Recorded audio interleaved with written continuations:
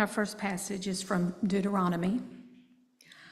Honor the Sabbath day and keep it holy, as the Holy One your God commanded. For 6 days you will labor and do all your work, but the seventh day is a Sabbath to the Holy One your God.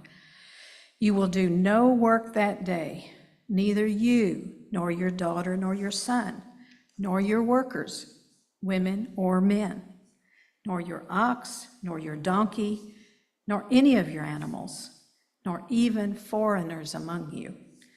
Thus, your workers, both women and men, will rest as you do. Remember that you were a slave in the land of Egypt, and that the Holy One your God brought you out from there with a mighty hand and outstretched arm. Because of this, the Holy One your God has commanded you to keep the Sabbath day.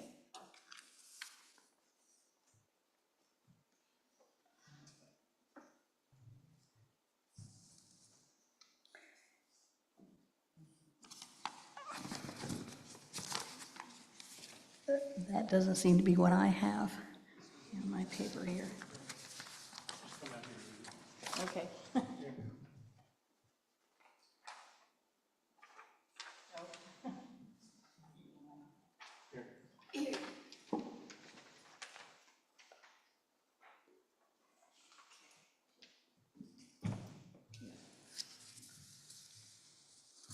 Sorry. And from the book of John. Early in the morning on the first day of the week, while it was still dark, Mary of Magdala came to the tomb. She saw that the stone had been rolled away from the entrance. So she ran off to Simon Peter and the other disciple, the one Jesus loved, and told them, "The Rabbi has been taken from the tomb. We don't know where they have put Jesus." Meanwhile, Mary stood weeping beside the tomb. Even as she wept, she stooped to peer inside, and she saw 2 angels in dazzling robes. One was seated at the head and the other at the foot of the place where Jesus' body had lain. They asked her, "Why are you weeping?" She answered them, "Because they have taken away my rabbi, and I don't know where they put the body." No sooner had she said this than she turned around and caught sight of Jesus standing there, but she didn't know it was Jesus. He asked her, "Why are you weeping? For whom are you looking?" She supposed it was the gardener, so she said, "Please, if you're the one who carried Jesus away, tell me where you've laid the body, and I will take it away." Jesus said to her, "Mary!" She turned to him and said, "Rabboni," which means teacher. Jesus then said, "Don't hold on to me, for I have not yet ascended to God.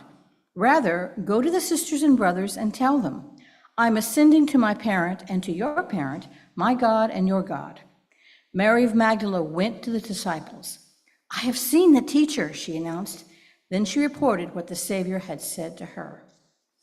Ancient words for our present day consideration.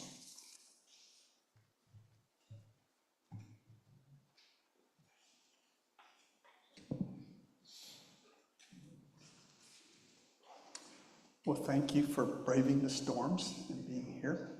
It's good to not have an empty room that I'm talking to. John, is it going to be possible to go back and look at an earlier slide? Could we go first to the Deuteronomy and then go to the next one? We're going through and looking at what I believe are parts of the original faith that fell out along the way. You know the story that when Christianity began, it was very rich and interactive. It wove in with things like the goddess religion that the later church decided they didn't want that to be a part of the story, but it is a part of the story. It's right there. If you go back, you can look at it. So we're going through and we're walking through the divine name, the Shema, some of the classic kind of cornerstones, and don't feel bad if none of that sounds familiar, because you've already missed those sermons, so you're fine. But today we're going to look at the Sabbath a little differently than possibly you've heard before. We looked at the Sabbath earlier as a human rights document. If you look at it, when preachers talk about honoring the Sabbath, they talk about coming to church, and I'm not against that. But if you'll look at the verse, there's nothing about church in here. There's nothing about religion. It's about social justice, right? It's about not misusing workers.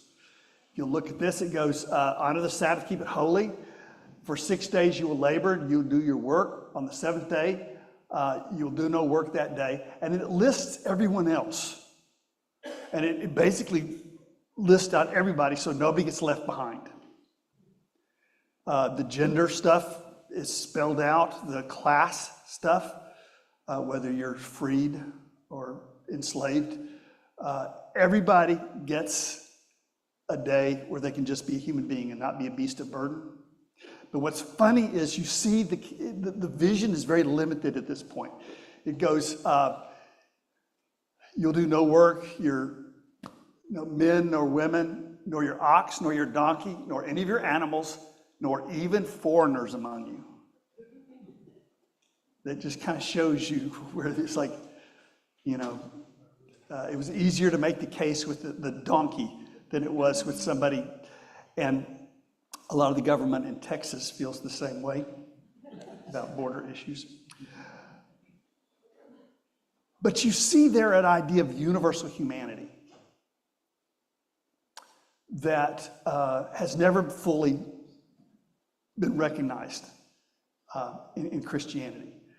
There's always been scapegoats people go after. But if you look at basically the calling, it's your whole human family. All of it. No scapegoats whatsoever.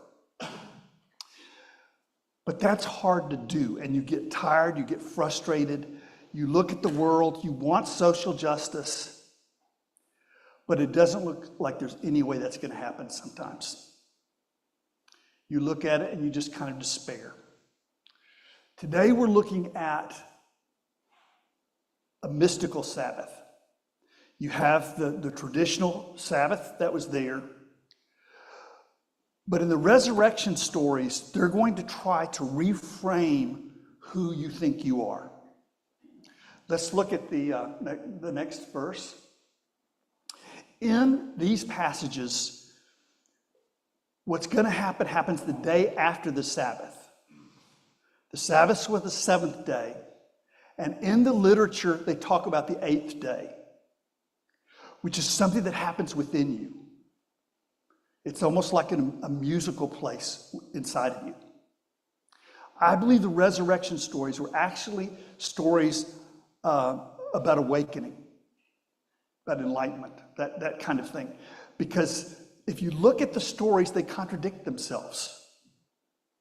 Right? The people that were in the cave, the people that got there first, they didn't try to make it consistent, which tells you that was not the point. The point was that something historically happened. The point is something happened within the disciples where they stepped out of ordinary time.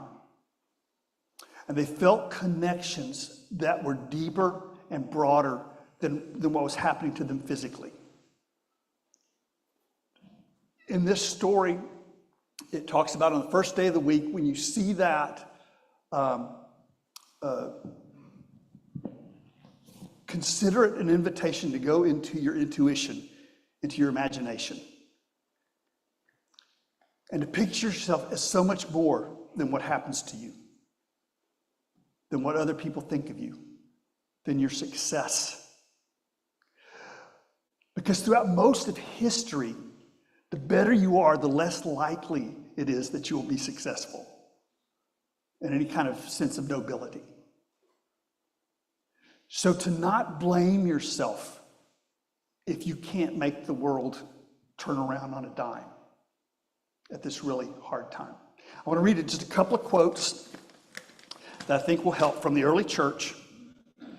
I never asked you to take my word for it. You've known me too long. And again, it's very important in the story, the Christian story, clergy are the problem 90% of the time. And the reason it's not that we're evil, it's that when it's your job, you have a tendency to rationalize, right?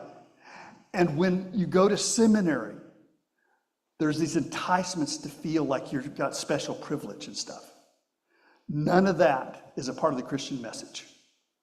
So tolerate us, please. Be nice to us. Don't make fun of us or push us down. But this is something you discover within yourself. This is not something that a clergy person can give you. But listen to these words. This is from a book called Barnabas, the Gospel of Barnabas. It says, I will make a beginning on the 8th day. That is a beginning of another world. For that reason, we also keep the 8th day with joyfulness, the day on which Jesus rose from the dead. Then it says, Justin Martyr said that the 8th day possessed a certain mysterious significance, which the 7th day did not.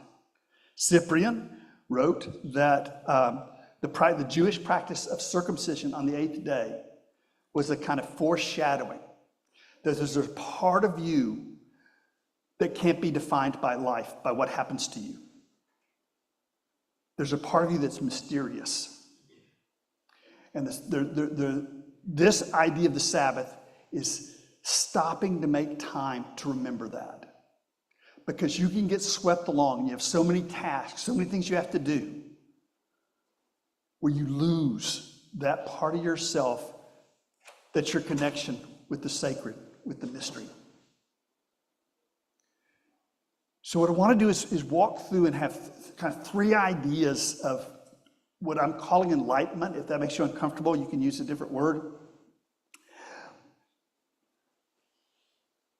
But I want to go through and see a kind of awakening that takes place, first of all, with the idea of time. The Sabbath was something where you would set aside a certain day. The people lived in the desert. There weren't a whole lot of markers in their world, so time became very important. You can get so lost in time that you feel you're being swept along. And that's a very bad feeling when you're sitting there and the people you love and you care about are just dropping like flies. The older you get, you read the obituaries and you can come to feel that more of you is alive in the past than in the present. If you're young, you kind of have the opposite problem where you don't feel like you're established yet. It's so frustrating. You have no credibility with the culture, and yet you have all these aspirations inside of you. Sabbath simply means to stop in motion, to remember who you are.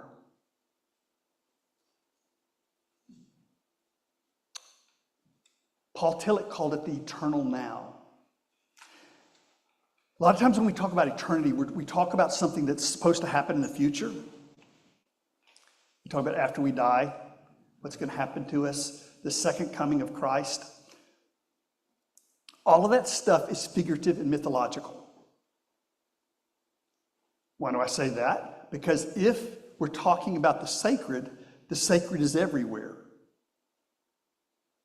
Right? In theological terms, if Jesus is God, Jesus is already here, so the second coming can't happen in that physical sense. Right? Because the sacred can't be somewhere else. But we need mythological things to find our inner wisdom a lot of times. A lot of times we have to go on a journey to discover where we are and who we are. In our story, the disciples think they're going to a funeral. They think that the last person that will be there is Jesus. They get there and they have Mary has the experience of someone who reminds her of Jesus. But it doesn't look like Jesus. It looks like the gardener. Now that's a really interesting image. When you think about the Garden of Eden, all of the atonement theories where God's supposed to be mad and you make these sacrifices, and then instead, it's when you remember who you are, you're back in the garden again. The treasure is not someplace else.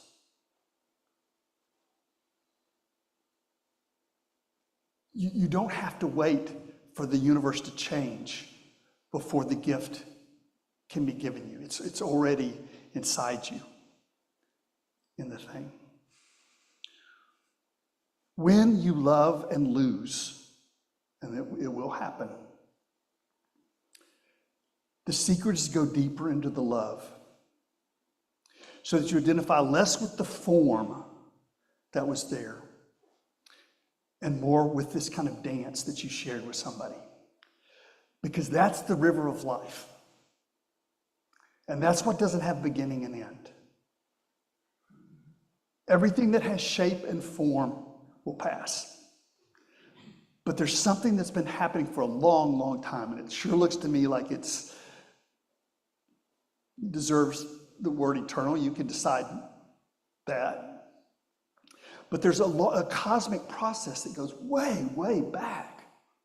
When you look up at the stars, it's like you're looking at these incredible, disparate times. Some of them are, not that old, but some of them are very, very old. And you're looking at across light years and light years, hundreds of light years, at stars that may not even be there anymore. So time is very strange. And what love does is tell you that love never dies. When you go inside, you lose a lot of things, but that connection you have with the other person is right there inside you. So the first awakening is that you can step outside of time in the sense of when you really become aware of something. Even a flower. You see a flower and you let it overwhelm you. That's the 8th day. You're stepping out of time. If you've ever had something beautiful make time stop for you, that's what the story is talking about. And it's not something that's reserved for mystics, certainly not clergy. It's something that's always there waiting for you when you become still. The second, I think, awakening is in space. We might call that infinite here, the infinite here. And that's the idea that you don't have to find the special place. That wherever you are is a sampler platter of the whole universe. If you think of it, you look out at a star, for all you know, somebody on that circulating around that star is looking at us and wishing they knew what was over here. It's the same elements all over the place. So that sense of frustration that there's somewhere else you need to get to discover the secret of life is a mistake. Whenever you stop, you're back in the garden again. Wherever it is you are, because you remember your ties to life, to nature. When Christianity cut ties with the goddess, it cut ties to nature and became a real problem. So a lot of this is just getting back to what it used to be. The sacred mountain is inside of you. The burning bush is inside of you. Jerusalem is inside of you. Returning to your own center gives you the balance that you're looking for in life. Do you remember the tilt-a-whirl from the playground? Do they still have that even? Somebody broken collarbones, I don't know if... But it always fascinated me because you have this little circular little metal thing. And when you're standing on the perimeter of it, it throws you off. But if you stand right in the middle, you can keep your balance. And I think that's this notion of the Sabbath. When you end your journeys, you come to where you truly are, you find your balance. You find the sacred mountain, which is actually within us. And then here's the third thing to think about this week, if you have some time. And that's what I would call the universal we. When we're given a small notion of who we are, when I think I'm a worker, when I think I'm an American, when I think I'm a Christian, I can only open my wings so far. How is it possible that people in this nation talked about freedom for centuries as they held and enslaved people? That tells you that the sense of identity was too small. How is it that so many men in the Christian church are terrified of women? Terrified of women having power. And they visit that out on gay, lesbian, bisexual, transgender people. Think how much richer your life would be if your wings opened up to include your whole human family, with no scapegoats, no exceptions whatsoever. If you look around the world in different mystery religions and different mystic religions, they have what's sometimes called the supreme identity. I'm calling it the universal we. Emerson called it the oversoul. But it's the idea that your true identity is linked to everyone else. You're not just kind of standing on the side of things. We're all interconnected. And there's a sense in which we all die, but there's something deeper happening when we love one another. That seems to be so much more enduring. Has anybody here ever gotten married thinking they were just going to marry that one person? You know what I'm saying? That you wouldn't have to love their friends and family. Big mistake. To truly love another person, you have to open up and love the people that they love. And then together you can learn to love the people that are harder to love.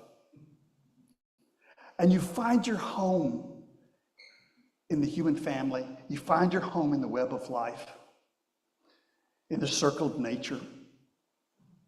If your life is not tuned to nature, if it's tuned just to the teachings of the church, there's a poverty in your life. And you go to church, you try to feel sacred, but then you go outside where it really is. It's happening. But it's also inside, right? It's our lives are woven together. The Sabbath was a new view of humankind. Neither male nor female, Jew nor Greek, slave nor free. You will not categorize people and take away their humanity. But let me just do, always have to do at least a moment of anti-capitalism, because it's killing us and we cannot solve any problem we have until eventually people realize that you can't base values on property rights and have a world you want to live in. The Sabbath was a new economic system. And that's why it talks about you won't work 7 days a week anymore, and you won't mistreat anyone. That it's a new idea that Jesus called the kingdom, which was a way of living life and sharing the world together in a way where every person can have dignity and hope. I think we need both Sabbaths. We need that goal of universal human rights, but we also need a place to go when we're discouraged, when we don't see the hope of that ever happening. And what our passage, I believe, reminds us is that when we stop on this feverish pitch to get somewhere else, we remember that the treasure's within us. When we stop in time, we realize that there's something enduring about love that is stronger in many ways than even death. And then finally, when we remember this kind of mystical stepping out of 7 days into the 8th day, which is your art, it's your imagination, you realize that that hope cannot be defeated because it's inside you. It's written inside you. You are connected to every being on the planet. The love that you exchange is magnificent and timeless in a way that our forms are not.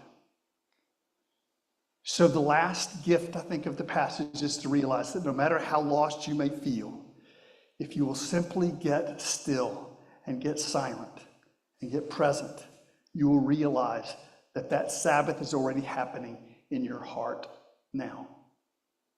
Well, that's my struggles with the passage. We'll take a few moments for you to reflect how you would understand it.